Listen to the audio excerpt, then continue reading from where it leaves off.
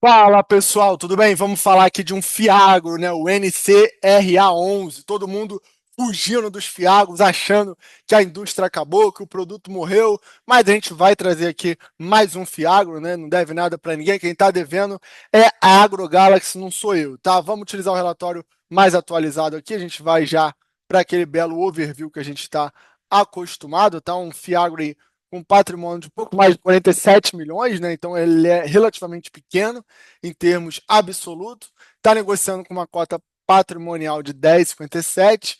O fundo distribuiu ali 10 centavos, tá, por cota, lembrando que ele é um fundo de base 10, tem um pouco mais de 9 mil cotistas, tá? Não tem taxa de performance, né, o que é positivo, e taxas ali operacionais de 1,10% sobre o PL, tá certo? O fundo hoje ele está aí 91,42 do PL alocado, né? Isso significa que ele ainda tem uma gordura ali em caixa para eventuais novas aquisições, tá? Aqui ele vai desmembrar um pouco dessa taxa, né? São 0,20 ali de administração, 0,85 de gestão e 0,05 de escrituração.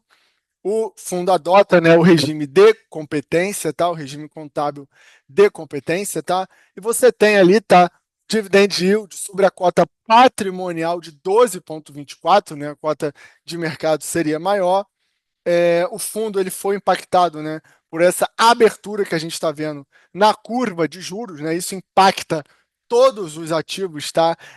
Provavelmente de crédito, tá certo? Isso é absolutamente normal e esperado, e ele utilizou ali parte das reservas que ele tinha para compor a distribuição, ou seja, mesmo tendo esse prejuízo contábil de marcação a mercado, os dividendos não foram prejudicados porque ele tinha reserva ali e utilizou, tá certo? Ele fez algumas aquisições aqui, tá? Que a gente vai informar.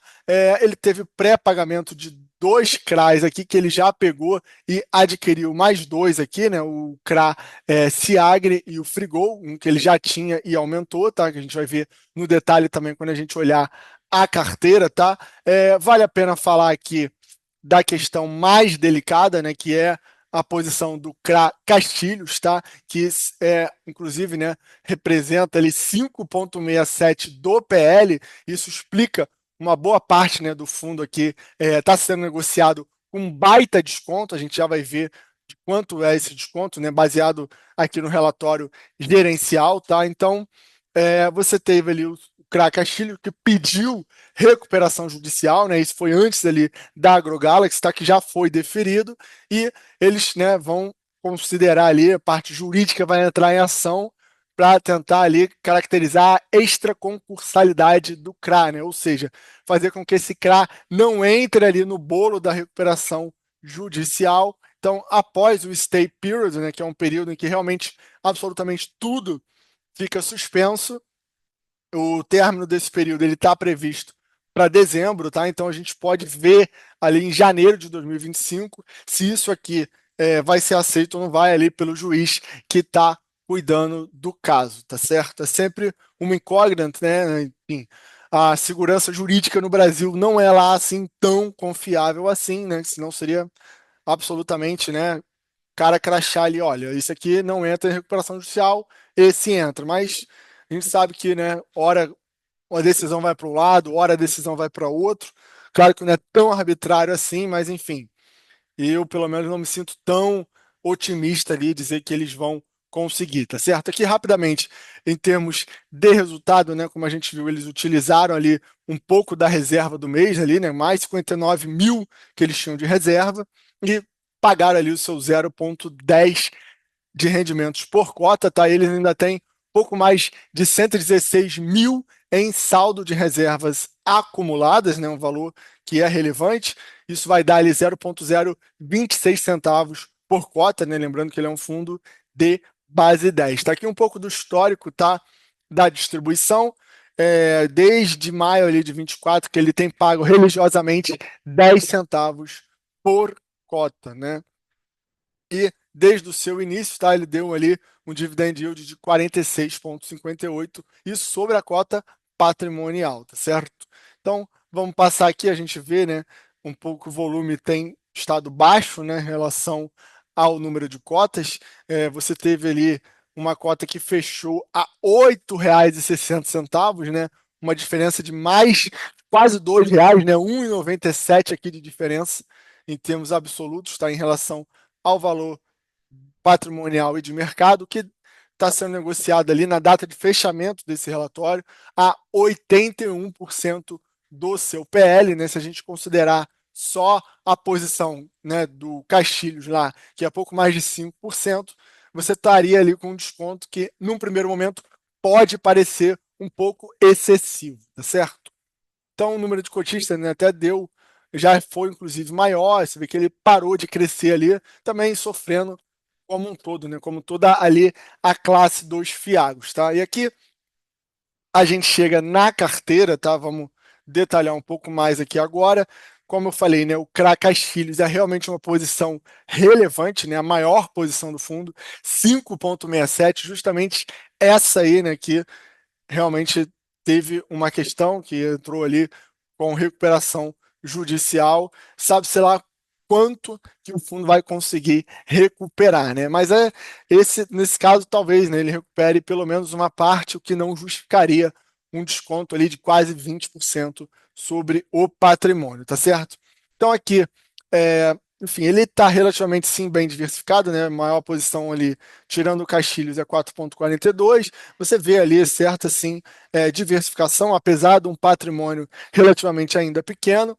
Você tem alguns, né, que tem uma certa duplicidade ali de devedor, né? Então, isoladamente, por exemplo, aqui nesse CRI da Toex com 1,86 e tem um outro com 1,54, né? A diferença é que um é subordinado, o outro é sênior.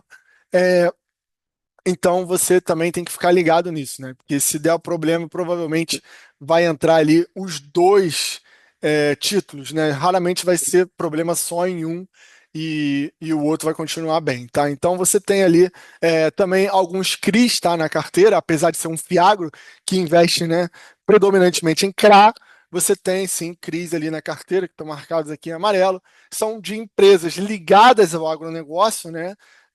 Apesar de ser CRI, também não é tão estranho assim, apesar deles terem agora restringido, né, mais essa questão dos CRIs, não sei se com essa nova restrição essas empresas conseguiriam se habilitar a emitir novos CRIs, mas sem prejuízo algum, que os que foram emitidos estão seguindo a regra normalmente que valia, tá? Frigol, que ele aumentou, né? Você teve uma posição grande ali de mais de 2 milhões, né? A CDI mais 4 foi um dos ativos que ele conseguiu alocar, e ele já tinha outra posição da Frigol, tá? A CDI mais 5,75, pouco mais de 1.254.000, tá certo? Só também ficar ligado nesse aspecto. E a outra posição que ele alocou, né, com 1,49 do PL, foi o CRA Ciagri, tá? CDI mais 5, do segmento de revenda de insumos, né? Um segmento ali que atua, a grosso modo, que atuava, ou atua ainda, né? Não fechou, a AgroGalaxy, tá certo? E como uma novidade também, né, o fundo tem ainda uma pequena parte do seu PL aqui, 1,20, tá, da carteira que ele está investindo em outros fiagros, né? E aí você vê aí se você está alinhado com o gestor, né? Se você tem algum desses fiagros aqui na carteira, né? O FGA11, o XPCA e o OIAG11, né? O XPCA a gente traz constantemente aqui vídeos no canal. Se você não é inscrito, realmente está dando mole, tá? O OIAG a gente já trouxe um vídeo, se eu não me engano, e o FGAA a gente não gravou, aí estamos devendo esse, tá certo? Então, aqui a gente vai ver mais detalhe agora do portfólio, né? Uma visão geral. Como eu falei, né? 91% está investido e 8,58% em caixa ainda, que ele pode fazer uma graça, tá? Portfólio por ativo, 9% em caixa, 11% em CRIs, que eu falei, não é de se espantar tanto assim, e 79% em CRA, 1% ali do fundo, né, que está abreviado, em outros fiagros. Aqui a exposição por segmento, maior exposição é de revenda de insumos, né, um segmento que está sendo muito afetado, né, por toda esses problemas climáticos que a gente está tendo, de quebra de safra e de altos juros também.